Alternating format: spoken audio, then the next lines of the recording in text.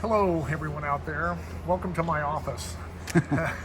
This is created for the Beat tour that I'm doing with three of my other favorite musicians, Tony, Levin, Adrian Belew, and Steve Vai. We're focusing on the early music of King Crimson, well, the early 80s music of King Crimson, which involved three records: Discipline, Perfect Pair, and Beat. And I tried to emulate the sources as close as I could to what Bill Bruford used during that era. For the acoustic drums, I have an acrylic 22-inch gong drum. And I've had the rim cut down a little bit, as you can see, rather than a bass drum rim. It makes it a little more authentic sounding, I guess, and kind of opens it up a little bit, more tone. The two acoustic regular drums I have are Horselink Signature Sonar drums from the early 80s. They're ebony, inside and out. Fantastic drums, probably some of the highest quality stuff they've ever made. Really thick shells. I believe they're 12-ply shells. What's the size of the kick drum? The kick drum is a 24 on this tour because I wanted a little more bottom end and a little more openness in it. And that one's a 14? This is a 14 by 16 floor tom. Yeah. And the wood inside is beechwood. That's the way they made all the early signature sonar stuff, the Horselink models. They're really just Babinga and ebony of that run. The rototom's a 14-inch. That was one of Terry Bozzio's old rototoms, actually. So it's got the good mojo. Yeah. How about these? Oh, these were actually Bill's, which I'm really happy to have to authenticate the sound of the boo bams that he used. And they're kind of like a version of octobans, I guess. The difference is they're cut at an angle at the bottom, which kind of does give them a little bit different sound.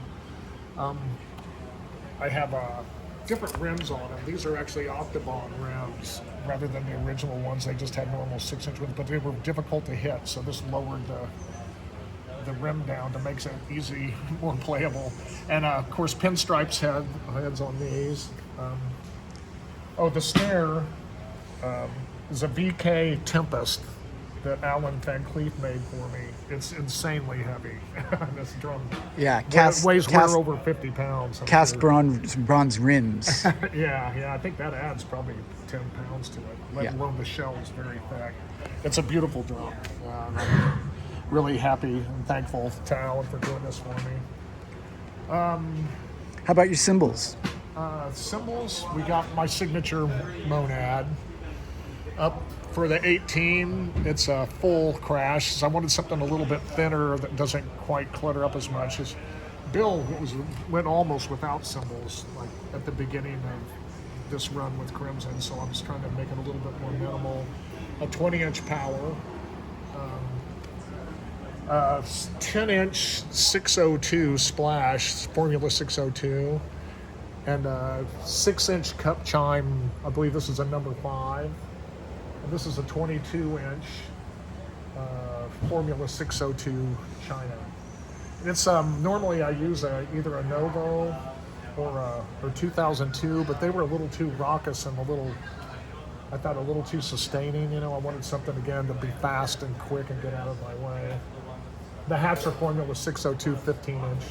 So I'm really happy with, nice and crispy, and the volume's kind of lower too, so they don't bleed into other mics as much as some of my other hi-hats do. For my pedals, I'm using the Redline Pearl Eliminators, and I'm using a double pedal this time since I only have one. Space is kind of limited on some of the stages we're playing at, so everything's at a premium, so I tried to condense things as much as possible. For my electronics, I'm using my regular mandala pads that Vince made for me, Vince DeFranco. And my normal mixer I have here is my Neve. Neve, I want to say Neve. Neumann. Yeah. Neve, my Neve mixer. And Apollo United Audio interface. And that's all running that's about on it. the battery still software. running battery, of course. Yeah. Yeah. Cool. And a cat pedal. Yeah. How? What else you got? How are you triggering the vocal samples? Oh yeah, because there's not a lot of backgrounds on this tour, but there is a little bit, and some of the vocals are very high. We sampled some of them, so I trigger them off of this Roland SPD. It's really useful thing, but that's pretty much all I'm using this for.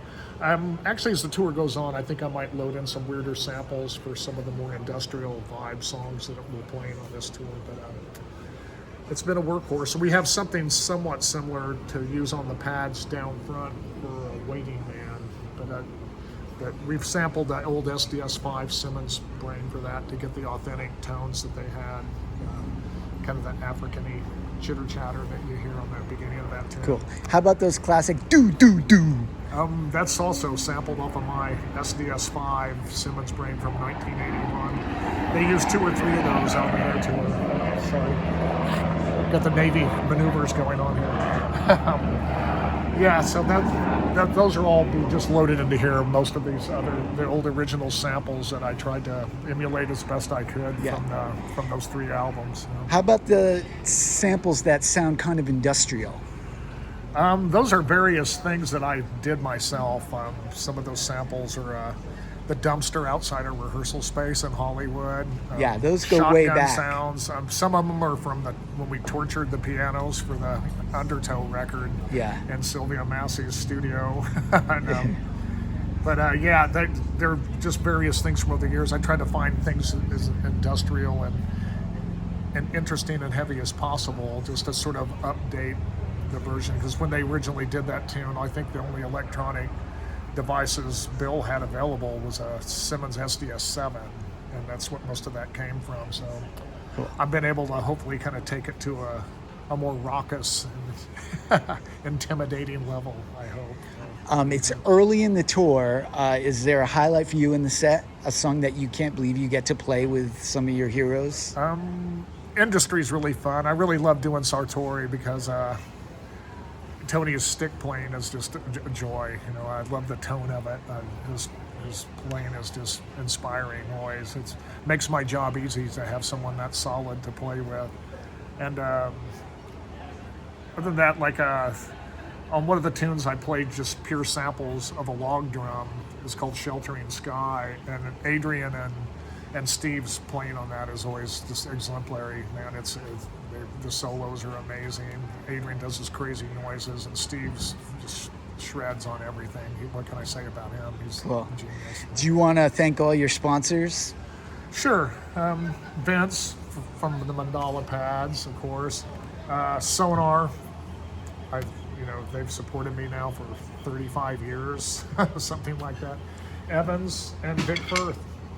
Those are my guys. Oh, yeah, of course, Peisty. How could I leave that out? Sorry, Kelly. Thanks a lot. Once again, they've been with me for 35 years, too, I think. I love Peisty. Those are my people. Excellent. Thank you. All right, thanks. Hope you enjoyed it.